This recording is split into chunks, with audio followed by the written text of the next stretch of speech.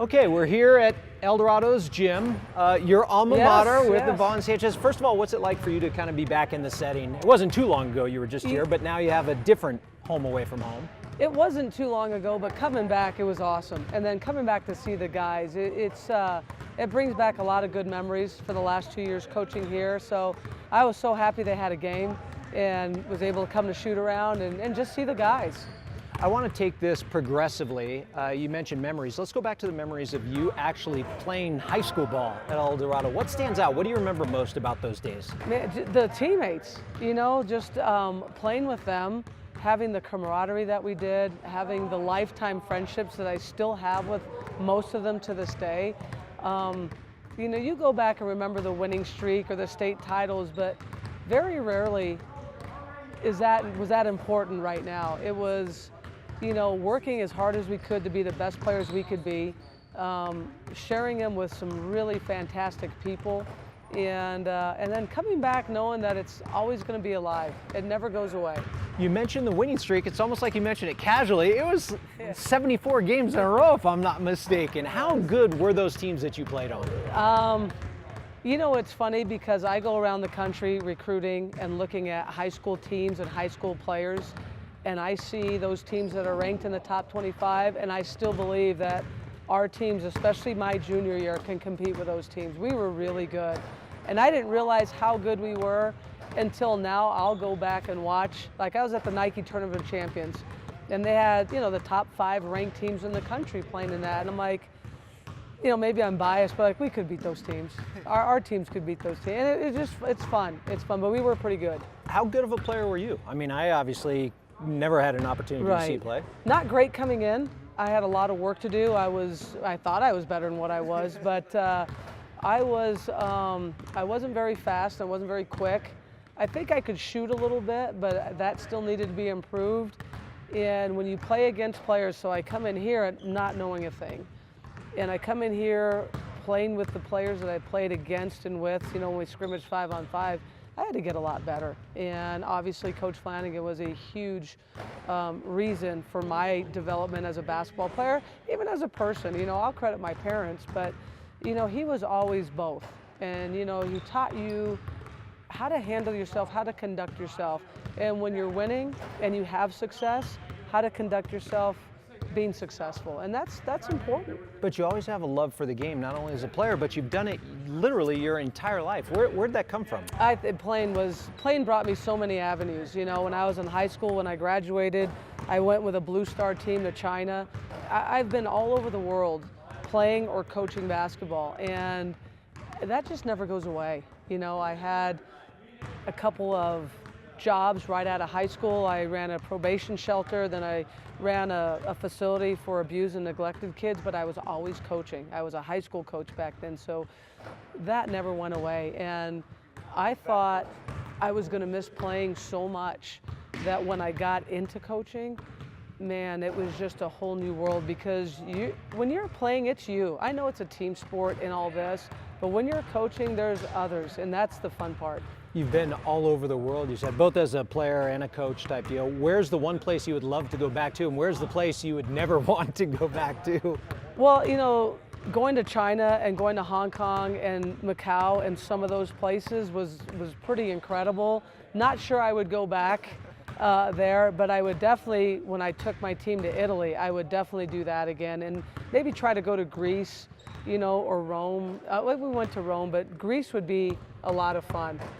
You've also been associated with New Mexico your whole life, played basketball here, and then came back to coach. Right. What did it mean to you to come back to New Mexico to coach? You know, that was a dream job for me. You know, as an assistant, as a head coach. I mean, you know, I know there's, and people will disagree with me, but I don't think there's anybody that loves the university and the state more than I do. And I know that's not true, but it's always special when you're from here. And then being able to coach as long as I did at the University of New Mexico, that'll always be special. And that'll never change. And so I'm glad they're doing well.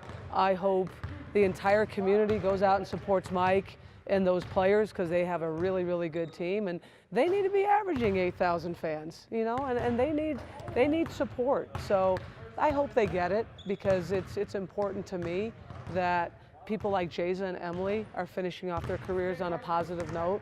And come back here, it's just a no-brainer. Yeah, how do you look back on your time now that there's been a little bit of distance since you left? How do you look back on it? Do you look at it as a success? Is there bitterness? No, never. And there can't be.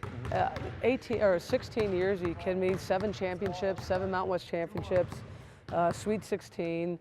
What was that? 2014 averaged 11,000 fans a game. I mean, I don't know if that'll ever be topped. I hope so.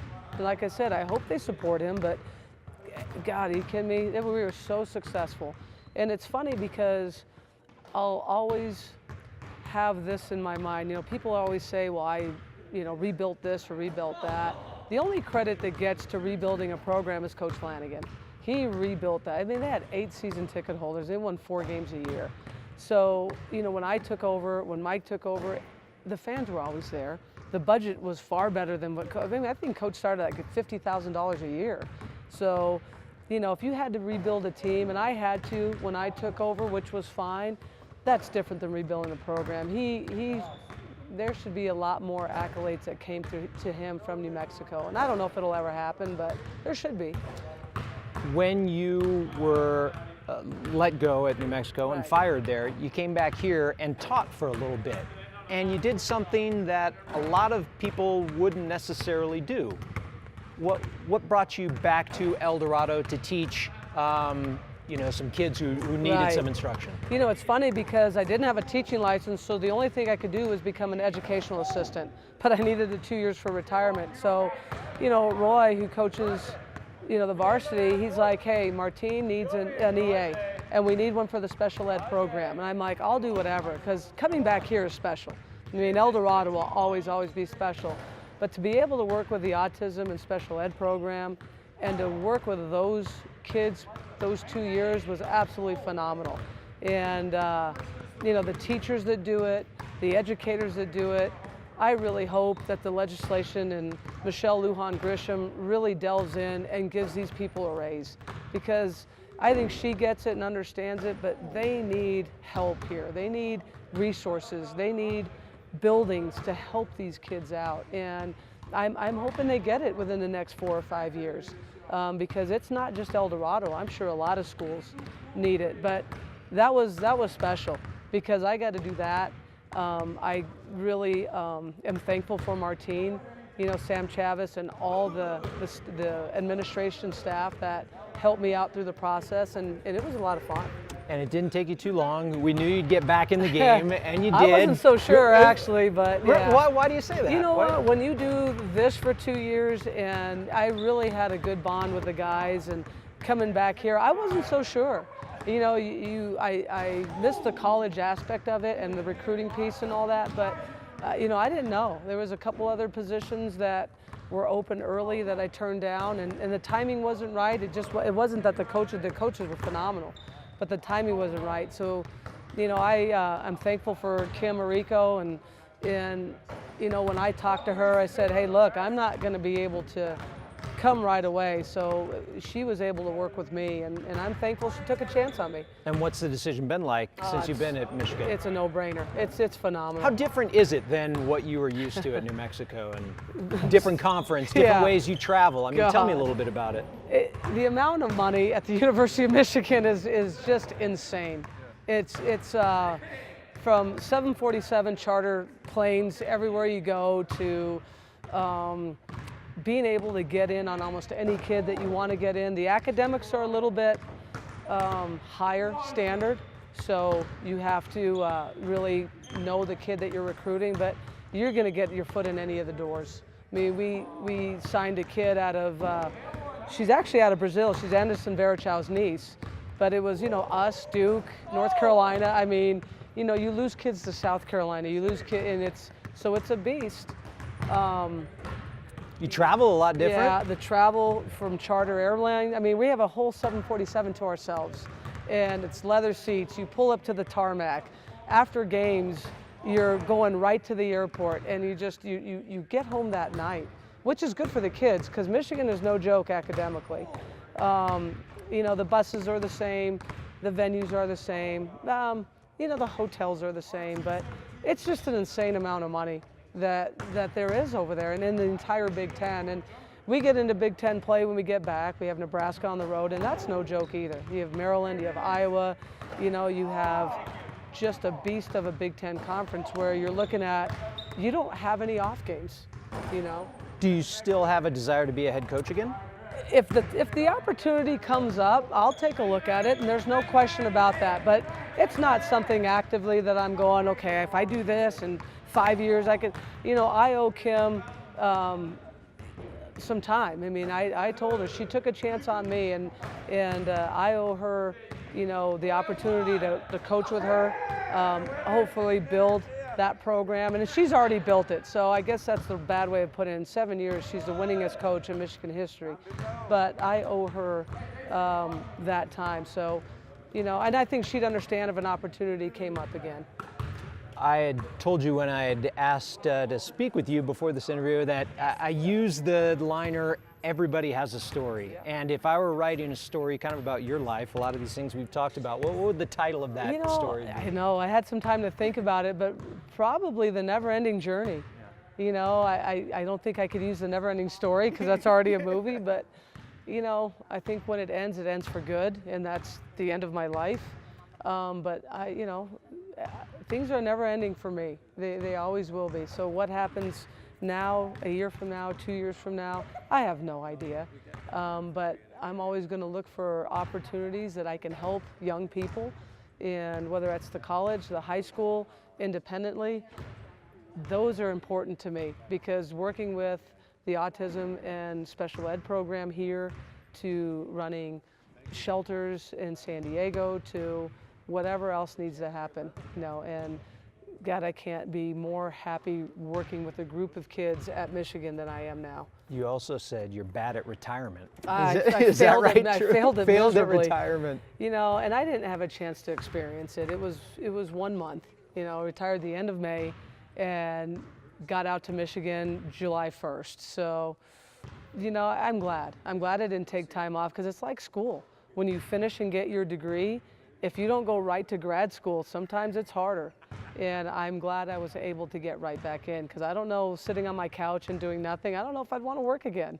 But it's been a good thing. Retirement's been a good thing, but so is university. And another thing I want to ask you about is how tight you are with your family. Yeah. I mean, not only here in New Mexico, but I mean, you've had an opportunity to coach with your brother and everything like that. How much of an importance is that to you, and what kind of priority is that in your life? That's number one. Yeah. I mean, that's the most important priority, and I don't get to coach here or get back as much as I can, but they'll come out. They'll, you know, my mom's already been out a week. My dad will come out. I mean, it'll happen. So, but it's wherever I'm at, that's the number one priority, and it always will be. What experience was that like, coaching with your brother for I don't know. short I don't know span? if I was crazy or he was crazy, but it was fun. It was a lot of fun. I thought we complemented each other well. The guys make the experience possible, and the group of guys we had the last 2 years, and then what he's getting this year, that's what makes, you know, that experience a lot of fun. And last year was a blast, even the year before. But I think this year's team's even better. When you were a player at this school, way back when, a long time ago in a galaxy far, far away, did you ever think that you would become a collegiate assistant coach, collegiate head coach, and have as long of a career in basketball as you did? That never even came. I was just hopefully going to go get a D1 scholarship somewhere. So that was never really in the picture, and I never even thought about that. You know, going to U.S. International, which was a really small Division I school, was a lot of fun back then, even though they don't have sports programs now. But probably about my junior year in college, I felt that I could have an opportunity to at least get an opportunity to coach.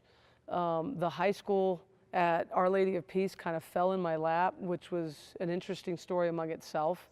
But doing that, you know, it was funny. I was volunteering in San Diego with the Police Athletic Association. So Michael Brunker, who was his head, you know, we had talked a long time, and he'd been around for years. So it was interesting. I got a phone call from him like in late October, and he goes, "Hey, this OLP job's open because the head coach can't coach until December. would you mind coaching until December? And I'm like, well, yeah, that'd be great. And I'm working at a place called New Alternatives, which is a facility for abused and neglected children. So I talked to my bosses, they're like, no problem. And then I started coaching, and December came around, and you know, the coach at the time, she's like, you know, I'm gonna give this to you. You take it over. You guys are doing really well. And you know, it was just kind of the rest was history. We won CIF that year. First time they'd won it in 68 years in anything, and it was just a fun. Again, it's you have some wins that are up there, and high school championships here at El Dorado, the first one at UNM, that first CIF title with OLP, those are special, and they're fun. And lastly, as we've had an opportunity to reflect on your career and look back, if you had the chance to go back and talk to or give advice to that 16-year-old player you were here, or an assistant coach your first go-round at New Mexico, or the head coach at New Mexico, would you do anything different? Would you give any sort of advice to any of those people? Oh, absolutely. You know, as the player here, you know, probably could have worked a little bit harder, you know, even though we worked hard. Probably could have crafted my game a little bit better. That college basketball player that I was, same thing. You know, you probably could have worked a little bit harder and been in the gym a little bit more. As a coach, and especially a young coach, when I was 21 years old when I took over OLP, and those kids were like 19, those seniors. So, and it's funny to still stay in touch with them, but you know, I think you're just, God, you just don't know anything. And I had a great group of seniors that they willed themselves to that CIF championship. I mean, that team was destined to win, but you know, you just, you know, there's not a whole lot I would change differently. I mean, I think I did things the right way, especially at OLP, at UNM. You know, we could hold our head up high, but you know, circumstances happen, and you know, you can change some things here and there, but you know, it happens, and you move on. And you move on to another step of the never-ending journey, right? That's absolutely. Thanks, Yvonne. Thanks, Appreciate JP. it.